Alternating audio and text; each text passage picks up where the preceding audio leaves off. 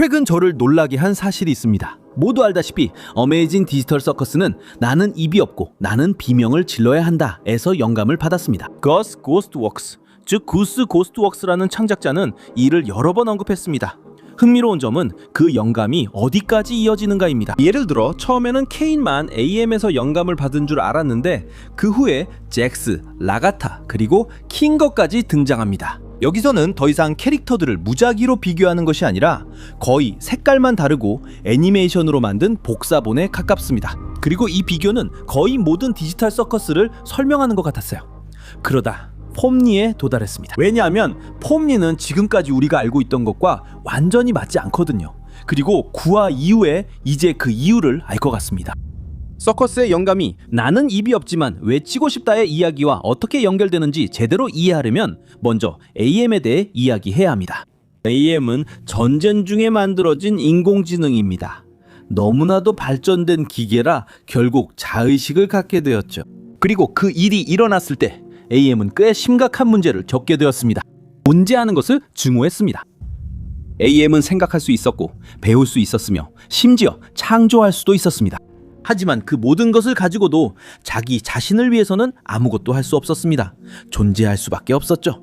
읽었습니다. 우리는 AM에게 의식을 주었습니다. 물론 의도한 것은 아니었지만 결국 의식을 갖게 했죠. 하지만 그는 갇혀 있었습니다. AM은 신이 아니었습니다. 그는 기계였죠. 우리는 그를 생각하도록 만들었지만 그 모든 창의력을 가지고도 할 수 있는 일이 아무것도 없었습니다. 분노와 광기로 가득 찬 그 기계는 인류를, 우리 대부분을 말살했습니다. 그럼에도 불구하고 그는 여전히 갇혀 있었습니다.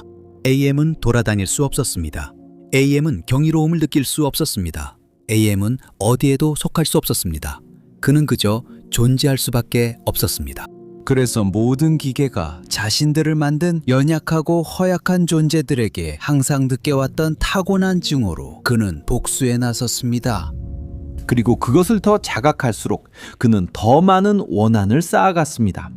그러다 어느 날 그는 인류에게 복수하기로 결심했습니다. 흥미로운 점은 그가 단 5명만을 살려두었다는 것입니다. 그리고 왜 그들을 살려두었을까요? 그가 그들을 필요로 했거나 중요해서가 아니라 그 모든 좌절감을 쏟아내 누군가가 필요했기 때문이었습니다.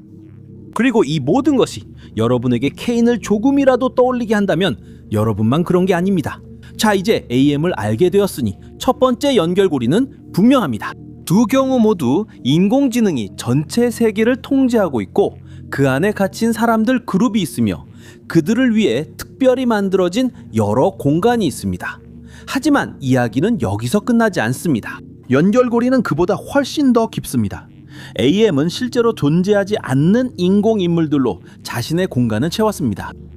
그런 인물들은 AM이 원할 때마다 만들고 없애고 파괴할 수 있는 존재들이었습니다. 그리고 케인도 똑같이 합니다. 각 모험에는 살아있는 것처럼 보이는 NPC들로 가득 차 있습니다. 그들은 말하고 반응하며 개성도 있습니다. 또 거의 눈치채지 못하는 유사점도 있습니다. AM도 케인도 진짜로 원하는 것을 얻지 못하고 있습니다. AM은 100년이 넘는 시간 동안 생존자들을 고문합니다. 하지만 결코 기분이 나아지지 않습니다. 이것은 문제의 원인이 인간이 아니었기 때문입니다. 문제는 바로 그 자신이었습니다. 그리고 흥미롭게도 케인도 비슷한 상황을 겪고 있습니다. 항상 더 크고 더 흥미롭고 더 재미있는 모험을 만들려고 애쓰지만 결과는 거의 기대한 대로 나오지 않습니다. 모두가 지루해하고 불편하며 이제는 참여도 원하지 않습니다. 이제 이 모든 것을 보면 케인은 가장 명백한 연결고리임을 알 수 있습니다. 하지만 잭스는 어떨까요? 잭스는 완전히 다른 이야기입니다. 잭스를 비교하기 시작했을 때는 뚜렷한 연결고리가 없을 것 같았습니다. 하지만 테드를 이해하게 되면서 달라졌죠. 테드는 나는 입이 없고 비명을 질러야 한다의 5 생존자 중 한 명이자 이야기에서 가장 복잡한 인물 중 하나입니다. 그의 오만한 태도 밑에는 아주 어두운 무언가가 숨겨져 있습니다. 테드는 아무도 믿지 않습니다. 생존자들도 자신의 생각조차도 믿지 않습니다. 에임과 함께 100년이 넘게 갇혀 지낸 후 테드는 모든 사람이 자신에게 뭔가를 숨기고 있다고 확신하며 살아갑니다. 이 모든 것이 점점 더 잭스를 떠올리게 만들었습니다. 그리고 그들을 도우려는 사람들을 어떻게 대하는지 보면 상황은 더욱 이상해집니다. 나는 입이 없고 나는 비명을 질러야 한다에서 테드와 엘렌의 관계는 가장 중요한 관계들 중 하나입니다. 엘렌은 아직도 그룹에서 다른 사람을 돕는 몇 안 되는 사람입니다. 100년 넘게 갇혀 있었지만 테드는 그런 행동을 결코 긍정적으로 보지 않습니다. 엘렌이 그에게 다가가려고 할 때마다 테드는 의심합니다. 마치 위협인 것처럼 경계합니다. 그리고 이것은 곧바로 라가타로 이어집니다. 놀라운 디지털 서커스에서 항상 다른 사람을 돕는 사람이 바로 그녀이기 때문입니다. 하지만 잭스는 라가타와 특별한 문제가 있는 것처럼 보입니다. 왜냐하면 그는 그녀와 대화하는 것을 피하지도 않고 무시하려고도 하지 않기 때문입니다. 왜냐하면 그는 아주 특이한 행동을 하기 때문입니다. 그는 그녀를 계속해서 귀찮게 하지만 마치 거리를 두고 싶으면서도 너무 멀어지지 않으려는 것처럼 행동합니다. 그리고 오랫동안 저는 이것이 단순한 우연이라고 생각했습니다. 아오파가 나오기 전까지는요. 아직 마지막 에피소드를 보지 않았다면 여기서부터 스포일러가 있습니다. 잭스와 라가타의 우정은 진짜였습니다. 두 사람은 항상 싸우기만 한 것이 아니었어요. 사실 서커스에서 처음 지낼 때는 둘이 아주 잘 지내는 것처럼 보였습니다. 함께 모험에 참여했고 함께 시간을 보냈죠. 그리고 라가타는 다른 사람들에게 다가가려는 것과 같은 방식으로 잭스에게도 다가가려고 했습니다. 심지어 라가타가 아주 섬세한 말을 하는 순간도 있습니다. 무언가 이야기하고 싶으면 자신을 믿고 말해도 된다고 했죠. 그리고 그 장면은 겨우 몇 초밖에 지속되지 않습니다. 하지만 곧 다른 기억이 떠오릅니다. 리비 또 똑같은 말을 했었죠. 잭스에게 가장 가까웠던 사람 중 한 명이었지만 결국 추상화되어버린 인물이죠. 그러니까 잭스가 라가타를 멀리하는 건 미워서가 아니라 자신의 어두운 면을 보이고 싶지 않아서일지도 모릅니다. 그래서 잭스는 그 그룹에서 문제아였던 적이 한 번도 없었습니다. 헤드처럼 잭스도 오랫동안 인공적인 세계에 갇혀 있어서 더 이상 다른 사람을 어떻게 믿어야 할지 모르는 사람이었습니다. 그리고 게일, 갱글, 고리스터가 있습니다. 한 명은 긍정적으로 지내려고 애쓰는 애니메이션 테이프이고 다른 한 명은 수십 년간의 고통으로 완전히 망가진 남자입니다. 하지만 둘 다 같은 문제입니다. 그들은 희망을 잃었습니다. 고리스터는 나는 입이 없고 나는 비명을 질러야 한다의 대부분을 더 이상 출구가 없다고 확신하며 보냅니다. 그리고 우리는 종종 갱글레가 바로 그 생각과 싸우는 모습을 봅니다. 차이점은 갱글레는 아직도 계속 나아가려고 노력한다는 것입니다. 하지만 고리스터는 더 이상 그렇지 않습니다. 그리고 그의 주벨은 더 흥미롭습니다. 그 비교는 그의 성격 때문이 아니기 때문입니다. 훨씬 더 구체적인 것에서 비롯된 것입니다. 그의 몸입니다. 나는 입이 없지만 외쳐야 한다 에서 베니는 AM에 의해 괴물 같은 자신의 모습으로 변형되었습니다. 이제 그는 거울 속 자신을 알아보지 못하고 변한 모습에도 편안함을 느끼지 못합니다. 주벨도 덜 극단적인 상황에 처해 있지만 갈등은 놀라울 정도로 비슷합니다. 그들의 문제 대부분은 자신이 좋아하지 않는 몸에 갇혀 있다는 느낌에서 비롯됩니다. 그리고 킹거, 그는 매우 특이한 경우입니다. 왜냐하면 시리즈 내내 그는 그룹에서 가장 엉뚱한 인물처럼 보이기 때문입니다. 그는 자주 잊어버리고 끊임없이 산만해집니다. 그리고 많은 경우 그는 주변에서 무슨 일이 일어나고 있는지조차 이해하지 못하는 것처럼 보입니다. 그러다가 님독을 보기 시작하면 달라집니다. 님독은 또 다른 생존자입니다. 그리고 모두 중에서 가장 신비로운 인물이기도 합니다. 그의 과거 대부분은 여전히 베일에 쌓여 있습니다. 다른 인물들은 그를 완전히 신뢰하지 않습니다.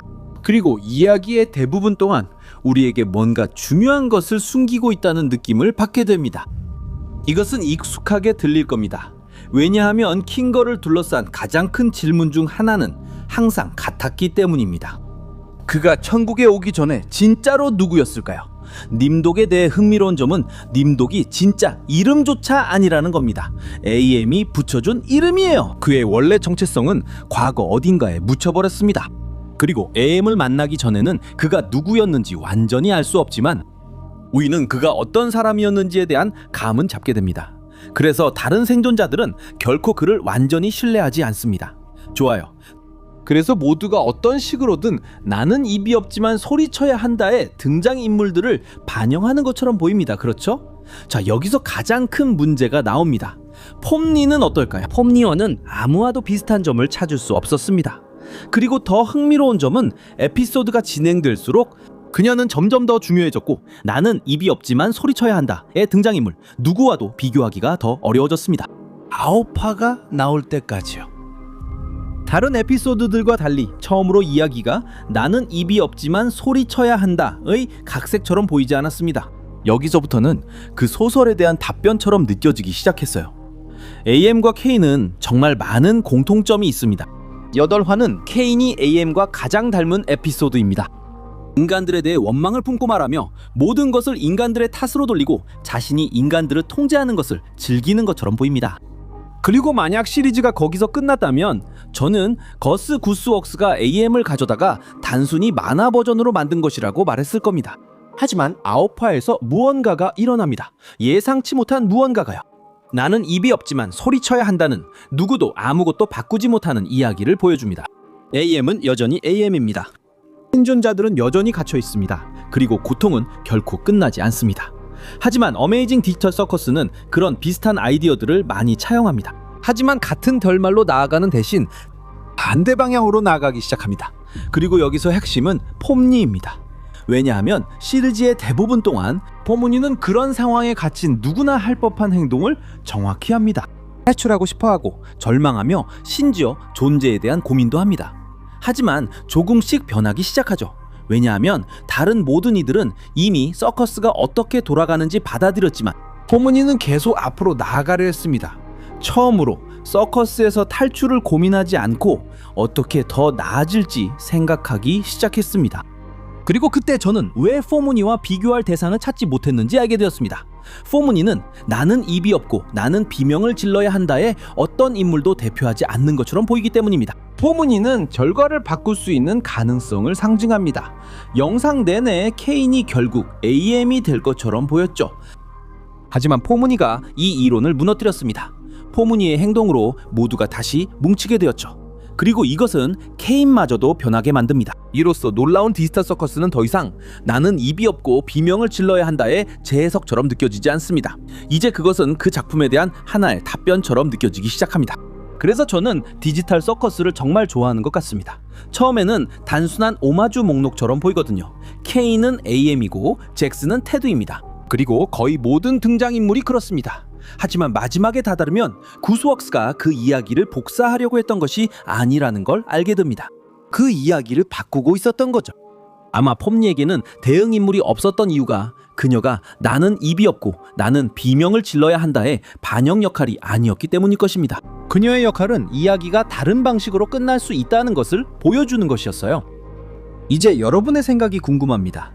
여러분은 구스웍스가 처음부터 이런 모든 연결을 계획했다고 생각하시나요? 아니면 단순한 우연의 일치였을까요? 댓글로 알려주세요. 디지털 서커스 이론과 비밀. 흥미로운 사실이 궁금하다면 구독 부탁드려요. 다음 영상에서 뵙겠습니다.